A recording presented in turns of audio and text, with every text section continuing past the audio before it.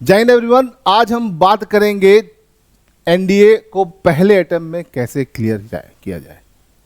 तो आज का हमारा जो बच्चे जानना चाह रहे हैं कि how to crack NDA in first attempt, 4 महीने और एनडीए कॉन्फ्रेंस इन होने का आज मैं आपको पूरा प्रोसीजर समझाऊंगा। और ये वीडियो उन बच्चों के लिए बहुत इंपॉर्टेंट है जो पहली बार अपना एग्ज़ाम देने जा रहे हैं और उनके लिए ये एक तरीके का रामबाण वीडियो है।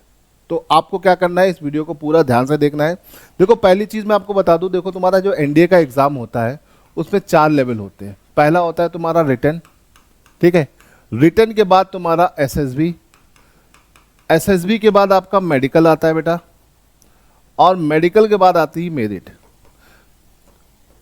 और जब आप ये चारों लेवल से क्लियर करते हुए आगे बढ़ जाते हो तो आप हो जाते हो क्या, खड़गवासला के लिए एकदम तैयार, ठीक है। तो ये खड़गवासला जाने का पूरा तरीका है।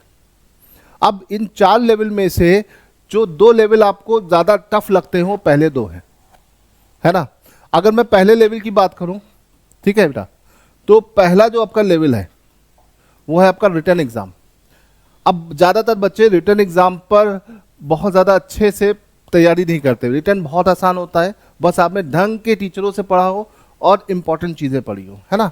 ये आपका 2 पार्ट में होता है, एक आपका मैथ्स का पेपर होता है और दूसरा एक गैट का पेपर होता है, ठीक है। मैथ्स का पेपर जो होता है वो आपका पूरा 1.5 घंटे का होता है, 120 क्वेश्चन,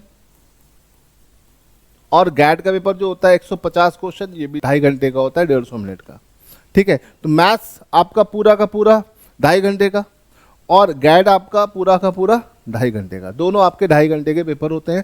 और इसको अगर आपने क्वालिफाई कर लिया, देखो मैथ्स में आपको 25% लाना है ना, मतलब 75 नंबर लाने हैं, और गैट में भी इतने ही लाने होते हैं, 150 नंबर, 25%। लेकिन ज़्यादातर बच्चे यहाँ से स्कोर करते हैं और ज़्यादातर बच्चों का ये टारगेट होना चाहिए कि भैया रिटन में क्या करें, रिटन में एटलीस्ट 450 प्लस नंबर लाएं।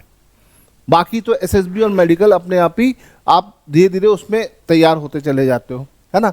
और एसएसबी के लिए अपनी पर्सनालिटीज़ के ऊपर काम करिए। मेडिकल स्टैंडर्ड ऑलरेडी एयरफोर्स और नेवी की काफ़ी हाई होते हैं, इसमें मैंने एक सेपरेट वीडियो बना रखा है, आप उसे चाहे तो देख सकते हैं। बाकी मेरिट तो आपकी यहीं से तैयार होती है। अगर ये तुमने 450 का आंकड़ा टच कर रखा है तो तुम्हारे मेरिट नुकसान या मेरिट में कुछ गड़बड़ नहीं होना है। अब ये 450 कैसे लाने हैं, मैं इस पर अब आपसे चर्चा करने जा रहा हूं, है ना। देखो, आपका बेटा मैथ्स का जो पेपर होता है, तो मैथ्स के लिए आपको करना क्या है। मैथ्स के लिए बेटा आपको पहली चीज तो एनसीईआरटी बेस पूरे कॉन्सेप्ट क्लियर करने हैं। जिस बच्चे ने 11 12 बहुत अच्छे से पढ़ रखा है उसको मैथ्स में बिल्कुल दिक्कत नहीं होने वाली है ना। मैथ्स की एक किताब चलती है आरडी शर्मा की, उस किताब को अगर आपने अच्छे से लगा रखा है एनसीईआरटी के साथ तो आपके 11 12 के पूरे कॉन्सेप्ट एकदम क्लियर होंगे, है ना। ज़्यादातर बच्चे क्या करते हैं, 11 पे ध्यान नहीं देते हैं, ज़्यादातर बच्चे 12 पर ही फोकस करते हैं। लेकिन याद रखिए, जब आप कंपटीशन एग्जाम में आते हो, चाहे आपका एनडीए हो, चाहे जेई हो, चाहे सीयूईटी हो, वहाँ पे 11 का भी चीज़ें पूछी जाती हैं जो कि आपके लिए हानिकारक हो जाती हैं। तो मेरा बस ये कहना है कि अगर आप अभी 10th करके ताज़ा इस वीडियो को देख रहे हो तो 11 में अच्छे से पढ़ाई करो, कॉन्सेप्ट को क्लियर करो। भले ही तुम्हारे वहाँ पर 11 में बोर्ड हो या ना हो, लेकिन 11 के कॉन्सेप्ट आपको अच्छे से आने चाहिए, because these concept are very important for you, है ना। तो एनसीईआरटी बेस आपको पूरी पढ़ाई करनी है, प्लस आपको क्या करना है, पीवाईक्यूज लगाने हैं अच्छे से, है ना, याद रखिएगा। अब पीवाईक्यूज के लिए आप क्या करिए, एनडीए के पीवाईक्यूज का एक सैंपल सेट कहीं से ले लीजिए, है ना, जो चैप्टर वाइज हो। बहुत सारे ऐसे सैंपल पेपर्स आपको मिल जाएंगे मार्केट में, है ना। इसमें अगर आप देखोगे तो दिशा पब्लिकेशन का भी आएगा, है ना, और अरिहंत का भी आएगा। अरिहंत का तो पाथफाइंडर ही आता है, बट इसमें प्रॉब्लम क्या है, ये चैप्टर वाइज नहीं, सेगमेंट वाइज है। पूरी मैथ एक साथ दे दी, पूरी साइंस एक साथ दे दी, पूरी जीएस एक साथ दे दी। लेकिन अभी रिसेंटली एक और आया है, एक पब्लिकेशन एसएस पब्लिकेशन करके, जिसकी बुक है road to Khadakwasla, road to Khadakwasla. इसमें आपको क्या है, इसमें सारे के सारे पीवाईक्यूज चैप्टर वाइज है, और अच्छी चीज क्या है, उनका वीडियो सोल्यूशन उसमें दिया है ना। नॉर्मली दिशा में भी सब चैप्टर वाइज है, बट ये थ्योरेटिकल सोल्यूशन है, वीडियो सोल्यूशन नहीं। कभी आप फंस जाते हो, आपको थ्योरी नहीं समझ में आ रही है, तो वीडियो देखकर आप चीज़ें समझ लोगे। तो इसलिए मुझे ये वाला पार्ट थोड़ा सा अच्छा लग रहा है। सारी बुक्स ऑनलाइन मिल जाएगी, अमेजोन, फ्लिपकार्ट जैसे प्लेटफॉर्म पे मिल जाएगी। तो आपको PYQs अपने पास रखने हैं। PYQs करिए, NCERT से कॉन्सेप्ट क्लियर करिए, फिर जब ये सब हो जाए लास्ट में मॉक लगाइए। तो मैथ्स में आपको क्या करना है, अपने फंडामेंटल्स एकदम क्लियर रखने हैं, है ना। आपको पूरा सिलेबस NDA का नोटिफिकेशन में पेज नंबर 20 से पेज नंबर 22 के बीच में पूरा का पूरा NDA का सिलेबस दिया हुआ है बच्चों। आप उस सिलेबस के हिसाब से पढ़िए, कोई भी चीज़ दाएं बाएं मत करिए। वही सिलेबस जो है वही आपके पेपर में क्वेश्चन बनाएगा। वैसे तो मैथ्स बहुत बड़ी है, फिजिक्स बहुत बड़ी है, सब कुछ बहुत है, लेकिन उतना जितना उसमें दिया है उतना अगर पढ़ लोगे तो पेपर में आप आराम से अच्छा स्कोर कर लोगे। तो इसे ध्यान रखिएगा, ठीक है। अब मैथ्स के बारे में तो मैंने बता दिया। अब गैट की अगर हम बात करते हैं तो बेटा देखो, गैट में आपके 3 सेगमेंट है, ठीक है। पहला सेगमेंट आपका होता है इंग्लिश का, दूसरा सेगमेंट आता है आपका बेटा साइंस का, तीसरा होता है आपका GS का। GS या SST का सेगमेंट बोल सकते हो। अब देखो, ज़्यादातर बच्चे NDA में मैथ्स करते हैं, करना भी चाहिए, लेकिन गैट पर फोकस नहीं करते हैं। गैट आपका स्कोरिंग पार्ट होता है, याद रखिएगा। मैथ्स आप क्वालिफाई कर लीजिए। मैथ्स में आपको टारगेट क्या रखना है बेटा, मैथ्स में आपको ये टारगेट रखना है कि एटलीस्ट 120 नंबर आपके पास हो 300 में। ये आपका एक टारगेट होना चाहिए 60% का, ठीक है। ये टारगेट आपको लेके चलना है मैथ्स में, ठीक। 75 पासिंग है, 75 का कोई क्राइटेरिया है, 120 लाने हैं, ये याद रखो। ये टारगेट लेके चलना है आपको, ठीक है। एक बैलेंस बना के चलोगे बेटा तो ही फायदे में रहोगे। अब इंग्लिश की आपका 200 नंबर की आती है 50 क्वेश्चन, साइंस 200 नंबर के आते हैं 50 क्वेश्चन, GS 200 नंबर की आती है 50 क्वेश्चन। अब आपका इंग्लिश में बेटा टारगेट क्या होना चाहिए, इंग्लिश में टारगेट होना चाहिए 120 मार्क्स, साइंस में टारगेट होना चाहिए 120 मार्क्स, GS में टारगेट होना चाहिए 120 मार्क्स, ठीक है। अब इसके लिए आपको क्या करना है, इसके लिए या इन सब चीज़ों के लिए अच्छे से अगर आपको तैयारी करनी है तो आप हमारे ऑनलाइन बैचेस को ज्वाइन कर सकते हो, जहाँ पर हम हमारे टीचर दिन रात आपको एकदम ऐसा मेहनत करके ऐसा उन्होंने स्टडी मटेरियल तैयार कर रखा है कि बस उतना ही पढ़ लोगे तो पेपर में बात बन जाएगी। चाहे हम इंग्लिश की बात करें तो हमारे इंग्लिश के जो सर हैं शिव सर, वो आपको इतना बेहतरीन कंटेंट देते हैं कि 50 में 40 क्वेश्चन बच्चों को हर बार मिलते हैं। या साइंस की हमारी जो पूरी टीम है वो भी इसी तरह से मेहनत करती है, और GS की जो पूरी टीम है वो भी इसी तरह से मेहनत करती है, ठीक है। आपको साइंस और GS में NCERT पर बहुत फोकस करना है ना, और इसके ज़्यादा से ज़्यादा PYQs लगाने, ठीक है। चैप्टर वाइज यहाँ पर भी मेहनत करिए। बहुत ही लिमिटेड चीज़ें हैं। जब हम साइंस की बात करते हैं बेटा, ठीक है, तो साइंस का आपका 3 सेगमेंट है, physics, chemistry and biology. Biology में 10 क्वेश्चन, केमिस्ट्री के 15 क्वेश्चन और फिजिक्स के 25 क्वेश्चन। इस तरह से पूरा सेगमेंट डिज़ाइन होता है। आपकी जो केमिस्ट्री और बेटा बायो है वो ज़्यादातर 10th लेवल की होती है, और ज़्यादा कुछ है तो 11th लेवल की थोड़ी सी ऐड कर दी जाती है, ठीक है। बायोलॉजी वर्ड आपके पेपर में नहीं यूज़ हुआ है सिलेबस में, जनरल साइंस यूज़ होता है। इसमें cells, tissues, human physiology, diseases, इन्हीं सब चीज़ों के बारे में चर्चा होती है, और इन्हीं से ही आपके पेपर में क्वेश्चन बनता है। जब हम फिजिक्स की बात करते हैं तो फिजिक्स में आपको 6 चीज़ों पर काम करना है। 11 में मैकेनिक्स आप पढ़ते हो, है ना। एक पूरी यूनिट होती है थर्मोडायनेमिक, जिसे हीट बोलते हो, ठीक है। जनरल प्रॉपर्टीज ऑफ मैटर, है ना। इसके अलावा ये तो 11th हो गया। 12th में इलेक्ट्रिसिटी पढ़ते हो आप, है ना। इसके अलावा और क्या पढ़ते हो, ऑप्टिक्स पढ़ते हो, और वेव एंड साउंड पढ़ते हो, वेव एंड साउंड। ये सब चीज़ें आपके पेपर में क्वेश्चन बना जाती है। केमिस्ट्री एकदम डेली लाइफ केमिस्ट्री होती है ना।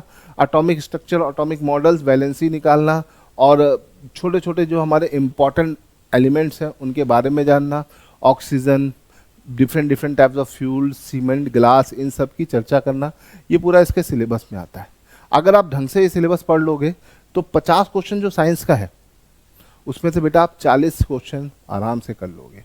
और जो टीचर हमारे यहाँ के पढ़ा रहे हैं, बस आप उनकी ऑनलाइन या ऑफलाइन कहीं भी क्लास कर लीजिए, आपको बहुत बेनिफिट मिलने वाला है, इसे ध्यान रखिएगा, है ना।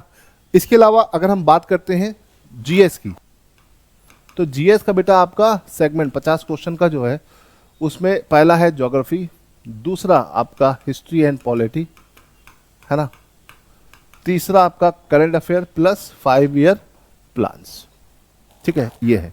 ज्योग्राफी 20 क्वेश्चन आते हैं, हिस्ट्री पॉलिटी 20 क्वेश्चन आते हैं, 10 question current affair and 5 year plans आते हैं। पंचवर्षीय योजना से आपके 2 क्वेश्चन हैं, करंट अफेयर से आपके लगभग 6 से 8 क्वेश्चन होते हैं।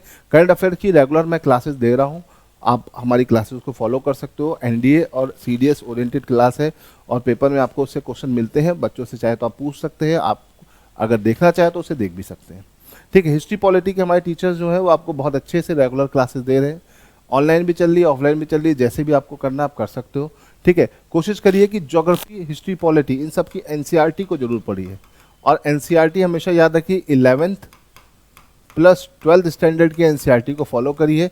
पेपर में क्वेश्चन यहीं से पुट होता है, प्लस आप पीवाईक्यूज या एमआईक्यूज लगा सकते हैं, ठीक है। तो ये तो बात होगी हमारी जीएस की। अब हम डिस्कस करेंगे आपके बारे इंग्लिश के बारे में। इंग्लिश की जो भी डिटेल है वो आपको इंग्लिश के सर समझाएंगे। Hello dear students. तो हेलो डियर स्टूडेंट्स, जैसा कि सर ने कहा कि आपका जो एनडीए एग्ज़ाम है अगर आपको 1 टाइम में निकालना है बच्चों, तो मैथ्स के बाद इंग्लिश का आप जानते हो सबसे ज़्यादा वेटेज होता है। इंग्लिश में आपको पता है बेटा कि 50 क्वेश्चंस आते हैं, है ना। और मैथ्स के बाद इंग्लिश ही ऐसा सेगमेंट है जहाँ पर वेटेज ज़्यादा है। अब देखिए इंग्लिश में बहुत सारे ऐसे बच्चे हैं जो इंग्लिश में जिनको प्रॉब्लम्स होती हैं, क्योंकि कुछ बच्चे ऐसे होते हैं जो लोकल स्टेट बोर्ड से भी आते हैं और इवन सीबीएसई के भी कुछ बच्चों को भी इंग्लिश में इश्यूज रहते हैं। तो बहुत सिंपल तरीके से समझते हैं कि आप इंग्लिश सेगमेंट में 50 में से 40 क्वेश्चन को बेटा आपको फोकस करना है, ठीक है। देखिए आपको भी पता है कि 100% क्वेश्चन सही करना पॉसिबिलिटी नहीं है, ठीक है। मैं ये नहीं कह रहा हूँ कि लोगों के नहीं आते हैं, मैं एवरेज लेवल पे बात कर रहा हूँ कि अगर आप हर सेगमेंट से एक पर्टिकुलर नंबर ऑफ क्वेश्चन सही करते चले जाएं तो आप आराम से बहुत अच्छा स्कोर बना लेंगे, है ना। तो उसी लिए मैंने 50 में से 40 क्वेश्चंस का एक एवरेज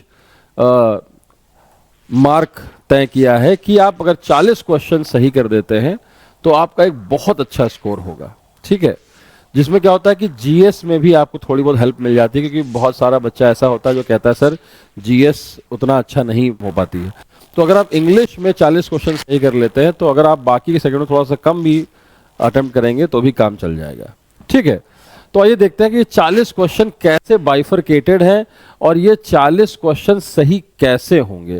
देखिए बच्चों, मैं सबसे पहले आपको बता देता हूं कि अब जो हमारा पेपर एनडीए का हो रहा है, पिछले मैं बोलूँगा 2 साल का या रिसेंटली 2025 से जो उन्होंने पैटर्न ही बिल्कुल चेंज किया है, तो आपका पूरा का पूरा इंग्लिश का पेपर मैं मानता हूँ लगभग 70% 70 to 75% मैं बोलूँगा कि ये जो आपका पेपर है ये कॉम्प्रिहेंशन बेस्ड हो रहा है धीरे धीरे।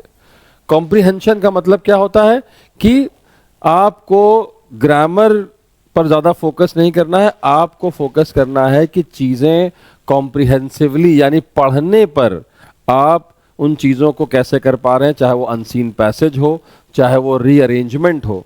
देखिए आपको पता है कि रीअरेंजमेंट 2 टाइप के आते हैं। अगर आप 2024 का पेपर उठा के देखें तो रीअरेंजमेंट 2 टाइप के आए हैं। एक सिंपल PQRS वाले, ठीक है, जिसमें 4 स्टेटमेंट थे, और एक आया था S1 फिर PQRS और S6 यानी कि 6 स्टेटमेंट वाले, है ना। और ये PQRS थोड़ा लंबे थे, लॉन्ग थे। तो 2 तरीके के PQRS आ रहे हैं, अनसीन पैसेज आ रहा है, ठीक है, सेंटेंस कंप्लीशन के क्वेश्चंस आ रहे हैं। तो ये जो क्वेश्चंस बच्चों हैं ये कॉम्प्रिहेंशन बेस्ड हैं। इनको करने के लिए आप क्या करें, आप जितना हो सके रीडिंग लगाएं, ठीक है। आपको स्टोरी बुक्स मिल रही है, स्टोरी बुक्स पढ़िए, मैगजीन मिल रही है, मैगजीन पढ़िए, न्यूज़पेपर मिल रहा है, न्यूज़पेपर पढ़िए। कुल मिलाकर आप ये सोचिए कि आप जितना रीडिंग लगा सकते हैं उतना रीडिंग लगाइए। उससे आपके 3 फायदे होंगे बच्चों रीडिंग लगाने से। एक तो आपका कॉम्प्रिहेंशन अच्छा होगा। कॉम्प्रिहेंशन का मतलब है इंग्लिश की समझ यानी सेंटेंस स्ट्रक्चर, ठीक है, वो आपका बेहतर होगा। दूसरा वोकैबलरी, क्योंकि आप रीडिंग लगाएंगे तो जाहिर सी बात है अच्छी अच्छी वोकैबलरी आपको मिलेगी, उसको अलग से नोट डाउन कर लीजिए, उसको आप तैयार कर सकते हैं।